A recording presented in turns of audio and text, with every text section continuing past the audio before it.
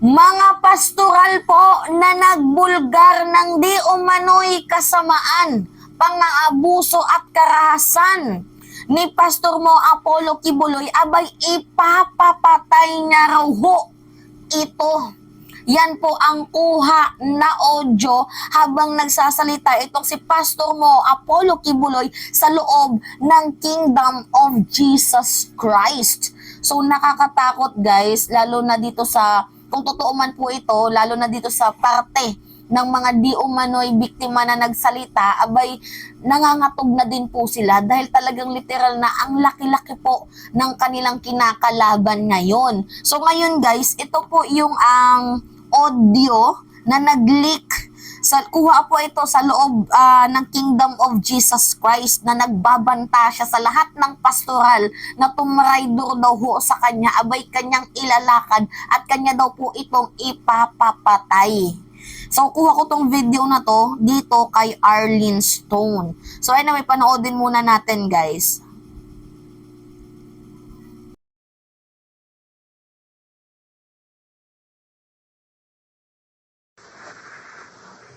Ang makagamit sa inyo, ang anak lang.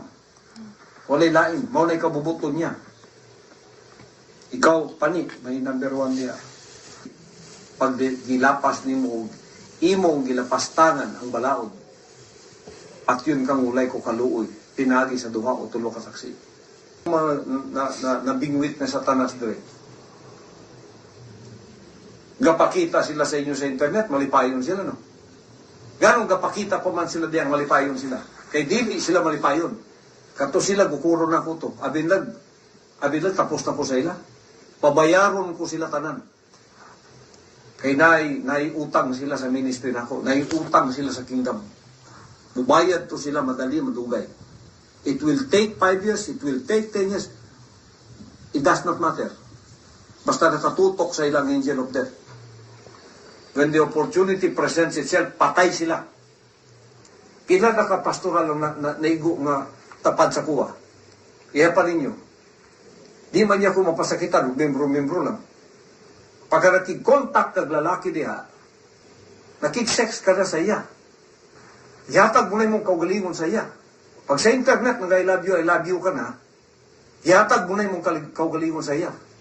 Dato ko, nagsaliko sa imo, yatag da kung gugman ako sa imo, gitraidor ko nimo. Driver, gitraidor ko nimo. Kung sa'yo akong buhaton. Dato ko, para mabawi akong dungo kung sa'yo akong buhaton. Ikaw ugang driver, patyon ta ka. Siguraduon na ako, mamatay mong duha. Dito pa ako makabawi sa akong dungo. Mabita ang Muslim, doon ay honor killing. Dili na mo katalikodan ng ministry. Hindi mo mga matay. Pero yung pagtuo, pwede mo matalikod. Ginana kay gusto ninyo matalikod. Sulod daw mo gen PA, be. Bisang kadre ka lang, sulod ka gen PA. Pagka naka-lecture na kagkapila sa ilaha, di ka nakagawas. Pag di gawas ka, bukurong ka, patyon ka. Sulod mong mafia, sulod mong gobyerno sa Amerika. Pag gipasulod ka diya sa ilang CIA, gipasulod ka sa ilang FBI, gipasulod ka sa ilang NSA, nakabalo na ka sa ubang mga confidential diya. Tapos kalit-kalit mo talikod ka, di ka gukuron. Inani ang commitment na ako sa inyo. Wala na'y makatalikod sa inyo. Wala na'y makatalikod sa inyo. Wala na'y pwedeng mo-traidor sa inyo. Pag nag-traidor mo, na'y magukod sa inyo. Patay jud mo dito. Kapahamakan ang inyong giyantuan. I-implement ko natin na. Anong hunahunaan ninyo na ba? Pakalaluman ninyo ang pangunahuna ninyo sa ministry na ako. May pamilya mo, ikaw pa ni, may inahan ka din, may suon ka. Katuwing suon ni mo, pati lang imo suon sa gawas. Kung doon natanan, wala ibili na na. Inana kalalumang commitment nato diri. Pero nakik-communicate mong lalaki, pagkatapos mag-report mo sa kuwa diri. Samtang niya mo sa akong balay, ang gusto na ako diri, may yung tumanon. Dili mo pwedeng mutuman diri sa gusto ninyo, nga dili na ako gusto. Kapuyon kung magyud ang animal, anak putang satanas diri ba? Maibog ko ng mga muros, ng mga Muslim. Na yung mga babae sila magpa-prostitute sa ilang mga warriors. Para mawala ang stress. Hinan ako ang iyong weakness sa lalaki. Ilabay ninyo na kay di na nakabubuton sa mahan. Kay gihimo na mong pastoral para sa anak lang mo. Oh my God. Yan po yung isa sa mga leak audio ni Pastor Moki Buloy na kuha sa loob ng Kingdom of Jesus Christ. Sino kaya itong si Stephanie na kanyang tinutukoy? Tapos binigyan niya pa ng diin na nakikipag-usap pa sa mga lalaki at only miss nakipag-sex ka. But anyway guys, dito tayo mag-focus sa sinabi ni Senator Risa Ontiveros. At malinaw naman ata guys sa mga nakapanood ng committee hearing ni Senator Risa Ontiveros, yung testimony ng isang OFW at yung testimony ng dating miyembro ng Kingdom of Jesus Christ. Alam nyo, sa part ng OFW, literal na nakakaiyak.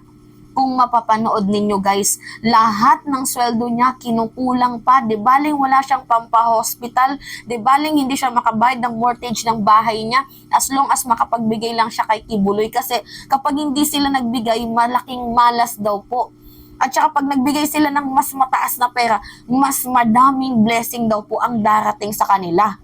Well, hindi natin masisisi yung mga taong naniniwala na yan. Siyempre, pag-usapang revelation, pag-usapang about kay God, talagang ginamit sila ni Pastor Mo Apollo Kibuloy. Kagaya nga na sinabi ni Senator Risa Ontiveros, ang malinaw po sa nakita nating mga statement ngayon, scammer itong si Pastor Mo Apollo si Kibuloy.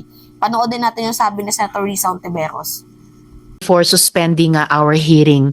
So kung totoo po yung mga sinasabi ng ating mga witness, isa ang naging malinaw sa pagdinig natin ngayong araw.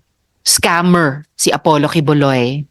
Ginagamit ang taus-pusong pananampalataya ng mga tagasunod niya para makalikom ng milyong-milyong pera. Pati mga OFW nawawalan ng bahay, makapagbigay lang sa kanya. Imbes na sa mga bata, sa mga mahihirap, sa mga vulnerable, sa mga disaster victim survivors na pupunta ang mga pangsosolicit nila, mukhang puro sa luho niya na pupunta sa private jet at jet fuel, sa mansyon at marami pang iba. Sa Amerika, na-indict din si Kibuloy on bulk cash smuggling. Liban pa sa mga kaso ng sex trafficking, fraud. Kaya importante yung narinig natin yung paggamit ng mga peking account. So sa Amerika, fraud and coercion. At ngayong araw napag-alaman natin, mukhang nakaabot pa sa Singapore at sa Canada. So in the next hearing, we will invite the Anti-Money Laundering Council to further elucidate us on this matter at gayon din ang Department of Migrant Workers muli. So muli, maraming salamat kay Ma'am Reynita at Sir Dindo na buong tapang na naglahad ng kanilang mga kwento. Mabuhay po kayo, Miss Reynita at Sir Dindo. Okay. Diba? Tapos itong si Senator Robin Padilla, sasabihin niya na I move not to contempt Pastor Mo Apollo Kibuloy. Shit. Grabe. Maaasahang senator ka talaga. Ikaw yung literal na wala na nga alam, ang ingay pa ng kabubuhan mo. 'Di ba guys? Imagine, hindi niya pinakinggan yung mga statement ng biktima. Pumasok lang siya sa eksena para sabihin niya na hindi siya papayag na i-contempt itong si Pacquiao. 'Di ba? Narinig mo itong voice record, papatayin niya daw lahat ng mga pastoral na bumaliktad sa kanya. Well, anong maasahan natin dito sa ex-convicted na si Senator Robin Hood Padilla? Anyway guys, we will make a content about dito sa tackled sa tinapik sa OFW. So gagawa natin yan ng specific content at specific reaction kasi medyo mahaba-haba kapag ginawan ko na reaction sa video na to.